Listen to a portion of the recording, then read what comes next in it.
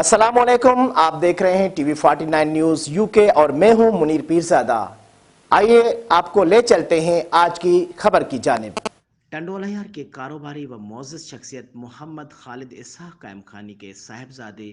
خبیب قائم خانی کی شادی گزشتہ روز طاہر ممتاز خان قائم خانی کی صاحبزادی سے بخوبی انجام پائی۔ محمد خالد اسحاق قائم خانی کے صاحبزادے خبیب قائم خانی کا دعوت ولیمہ تقریب بندھن میرج ہال میں منعقد کیا گیا۔ دعوت ولیمہ تقریب میں ٹھاکر نذیر خان قائم خانی، ٹھاکر نعیم Nazir Khan Qaimkhani, M Q M Pakistan Sindh تنظیمی کمیٹی کے رکن خوشی محمد مغل، حق نواز قائم خانی، ٹنڈوالہیار پریس کلب کے سابق صدر توفیق احمد قائم خانی، روزنامہ امن کے ڈسٹرکٹ رپورٹر ٹنڈوالہیار محمد آصف قائمی، ڈاکٹر زبیر احمد قائم خانی، محمد عباس قائم خانی، سید مردان علی شاہ، سید جنید حیدر شاہ، نور محمد بلوچ، اقبال مغل، کسٹم انسپکٹر وسیم قائم خانی، ڈائریکٹر کے ایم سی منور احمد، ندیم اللہ قائم خانی، الطاف حسین بھٹی، ڈاکٹر فرحان شاہ و دیگر معزز مہمانوں نے شرکت کی۔ اس موقع پر آئے ہوئے مہمانوں نے